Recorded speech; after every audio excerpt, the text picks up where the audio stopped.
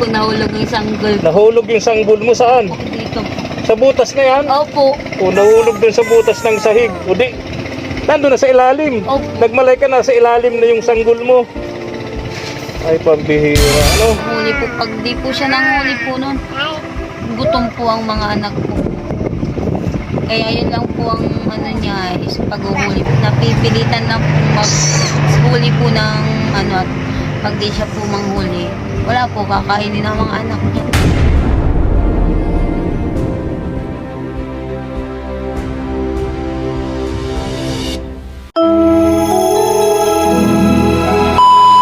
Subscribe to my channel. Tahan natin mga katuwang, yung pamilyang yan. Naawa ako sa pamilyang ito mga katuwang. Antabayanan nyo po sa aming munting channel kay SPTV Katuwang sa Paglingap ang papaano natin matutulungan ang pamilyang ito mga katuwang. Ang hanap buhay po nila, manghuli po ng ahas, binibenta nila mga katuwang para may pagkain po sila ng pamilya po nila. Tara, usapin natin po. Tao po. Hello. Oo. Kumusta kayo? Po. Pwede bang tumuloy? Sige. Malamig, ano? Oo nga po. Malamig, may bagyo tayo. Signal number 1 tayo. Ingat-ingat kayo rito. Binabaha dito sa lugar na to. Ha? Oh. Kumusta yung asawa mo? Nasa ano po, nasa bundok po. Mga ano dun? Nagano po ng mga ano po, nanguhuli po sila ng kubra po. Ha? Kubra po. Ang dating hanap buhay. Ay, kumusta yung Pasko ninyo, bagong taon? Ay nakaginhawa rin naman po. Oo. Pas. Anong pinagsalo-saluhan nyo? Yung ano po yung ay nagbigay naman po ng mga ano sa amin ng panditsube na po. Kaya ngayon dala namin dito, di ba? O ano pa? Tapos po yung ano, yung bagong taon pa ay bili na rin po kami ng ano ng bata po. Oo. Birthday po niya. Okay. Yung ano po yung isang cobra po ay isinama po namin sa pag nitsube na po. Anong luto? Inulam po namin. Anong luto? Inadobo po. Adobo sa gata. Okay. Nag-iyak na yung anak mo. Jocelyn. Iyak na, bagong gising. Itong lugar na to mga katuwang, pag bumabaha rito, ang mga bahay dito halos bubungan na lang. Marami nang umalis dito, pero itong pamilyang ito, ang isa sa natitira na lang dito ayaw pang umalis mga katuwang. Di ba 5 ang anak mo? Asan yung iba? Ito po isang good. Yung may sanggol ka nga pala dyan. Pambihira. O, saan yung isa? Nasa layasan po na noon. Ay nako. Yung asawa mo nasa gubat. Nanguhuli ng kobra. Magkano ang isa nun? Palimbawa, nakahuli ng isang kobra. Magkano isa? Depende po sa laki po at saka sa liit. Ito, may dala nga pala ako dito. Ito, bigas. Bigas, ayan. Kunin mo ito. Bigas yan. Yung presyo ng ahas, depende sa laki. Sa laki po at saka sa liit. Pagka malaki, magkano? Ano po? 350 o 500. Isa. Pagka maliit, Ano po? 250 at 150. madalas, sinong bumibili dyan? Sa mga ano po, mga mayayaman pong taga-diet po, taga-Maynila po. Chinese. Opo. Mga Chinese ang mahilig dyan, eh, ano? Opo. Mga Chinese ang mahilig dyan, ano? Opo. Oo. So, sa maghapon, nakakailan kobra naman yung asawa mo? Ano po? Dalawa. Kung 300, may 600 na, ano? Pag ano po, pagpatay na po, hindi na po nila binibinta. Pag buhay lang po. Pagbuhay lang. Opo. At yung ano lang po ang kinukuha nila yung apdo. Hapdo, yung dugo. Kasi gamot daw yun, eh. May kagamutan, sabi sa paniniwala ng mga Chinese, ano? Opo. Kahit po sa batay, pwede din na po yung apdo. Ganun. Ito yung bahay nila mga katuwang, oh. Ayan, oh. O baka sa dingding nila, baka lumusot na sila dyan, oh. Isang beses nga po nahulog yung sanggol ko po dito. Ha? Isang beses po nahulog yung sanggol ko Nahulog yung sanggol mo saan? dito po. Sa butas na yan? Opo. O nahulog dun sa butas ng sahig. O di, Nandun na sa ilalim. Opo. Nagmalay ka na sa ilalim na yung sanggol mo. Ay, pambihira. Ano? Wala bang mahanap na ibang trabaho yung asawa mo? Ay, wala na po. Ha? Wala po gano'n po siyang ano. Pag nagpapa-sideline po sa kanya sa danaw, na-sideline po Anong siya. sideline yun? Yung pagtatalo, mamakina. Oh, ay, Kapag ay dito na lang sana siya. Napakadelikado nung hanap buhay niyang panghuhuli ng kobra. Napakadelikado, di ba? Ba't ayaw niya doon na lang? Di ba doon na lang sa danaw? Marunong naman siya. Sino yun? Ha? Kuya.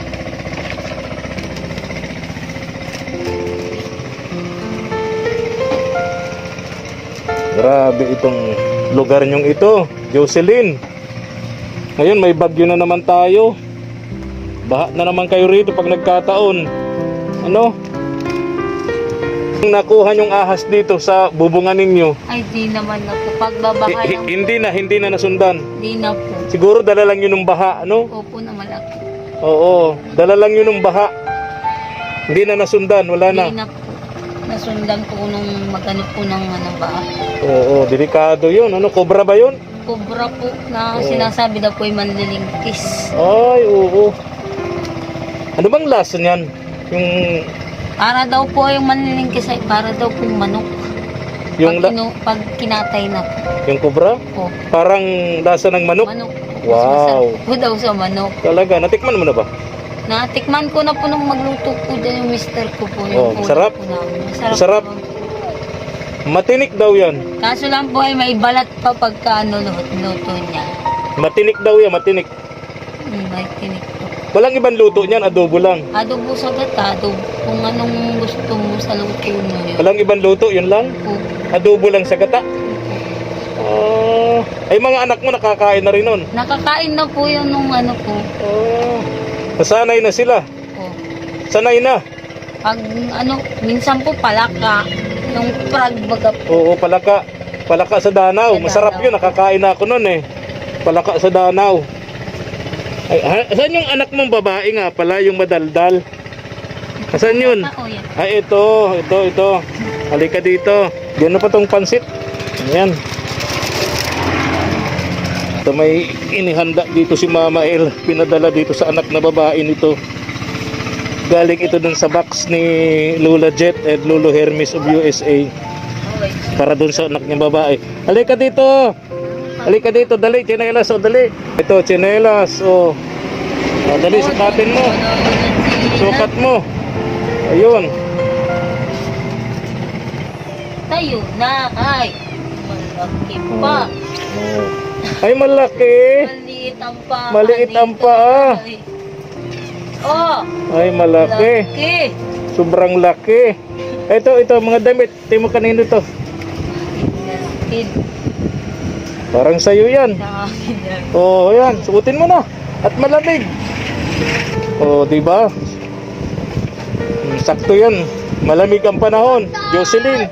Oh, Tumakilat doon. Oh. Okay. Galing abroad yan. Ako. Ano pa yung nandyan? Dito. Sa'yo pa yata yan. Akin pa din. Oh. Ayun. Tingnan natin kung kasya. Daw. Kasya. Ay. May yata. Ha? Masikip. Kasya yan. Oo, sakto. Ano pang nandyan? Pa. Ay, pajama. Oh, tama. Malamig ang panahon. Sige nga. Pajama. Sa Santa. Sa naman nagpapalito. Hmm.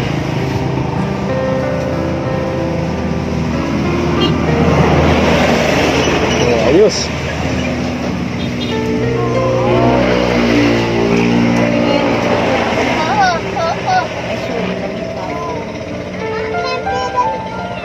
Mamaya. Ito. Oh, di ba? Oh, ayos. Pwedeng pang simba-simba mo. Nagsisimba ka ba, Jocelyn? Opo. Oh, pwede mo yung pang simba. Oh. Nagka-dubli-dubli na. Hindi kasya dito kay ano pangalan nito? Fatima. Kay Fatima. Hindi kasya kay Fatima yung tsinelas. Oh, sobrang laki oh. Ay, kawawa naman. Hindi nagkasya.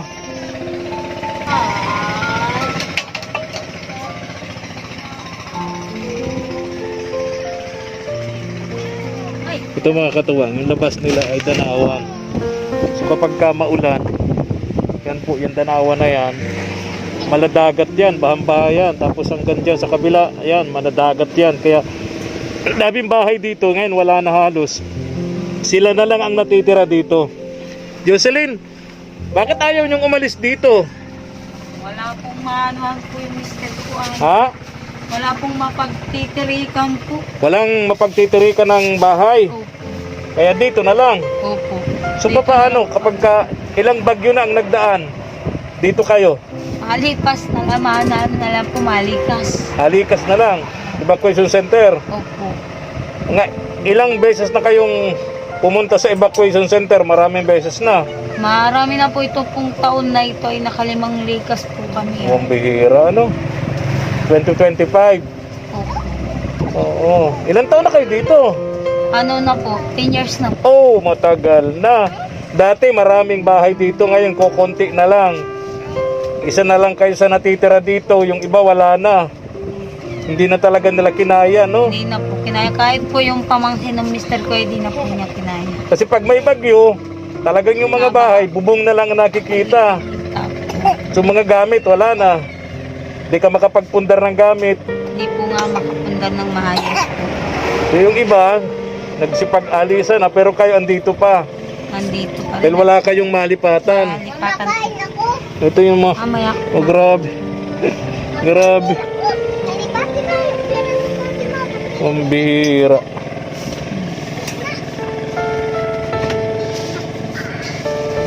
O Jocelyn, ingat kayo ha. Saan yung bigas? Ay, ito. Ah, okay, okay. Kala ko di ko nadala. Oo. Oh, bahala na kayo dyan. Ah? Salamat. Oo, na pinuntahan ko dyan sa unahan. Sabi ko daanan ko kayo para makumusta ko rin kayo dito. Oh, ingat kayo, may bagyo tayo. Ha? Po, salamat po, Oo. Kuya Efrain. Oh, may bagyo tayo, ingat kayo ha. And sabihin, gusto ko makausap yung asawa mo, kaya a-advise ko siya na kung maaari, mag-concentrate na lang siya sa pagdadanaw kaysa sa panghuhuli ng ahas. Ano? Una, delikado, mapanganib. Pangalawa, bawal, no? Baka mahuli siya, di ba? Bawal 'yun. Pero siyempre, kino-consider yung kahirapan naman talaga, no? Ano? Bilihin po. Ano? Palalo pong pamahal ng pamahal po ang bilihin po. Ano ngayon? Bis na ako, Jocelyn, masabihin ka? Ano po, wala naman po kaming pagkukunan po pag ano po ng tapos po ng Danawan po.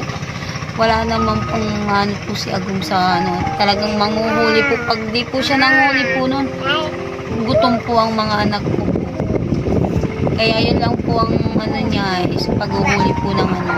Yung pagtatalok naman po at saka pagdadanaw po, 3 buwan naman po yun aantayin namin. Kaya po pag tag-hirap naman po, kaya po siya nanguhuli lang naman po. Napipilitan na po maghuli po ng ano at pag di siya po manghuli, wala po kakainin ng mga anak niya. Sige na ha. Sige. Alis na ako. Ingat kayo ha. Po, Okay. Okay, Okay, may bagyo tayo ha. Okay. Bye-bye na. Bye-bye. Bye-bye Bye-bye. po. Kaya na po. Mga katuwang.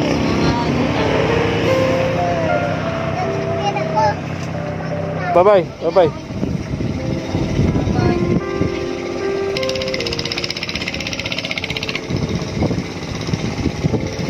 Kaya na po mga katuwang. Pa-likes and share naman po mga katuwang ang ating munting channel kay SPTV, Katuwang sa Paglingap, at pa-subscribe na rin at pa-click po ng notification bell para lagi po kayong updated ng ating mga upload videos. Maraming salamat po and God bless. Thank you for watching.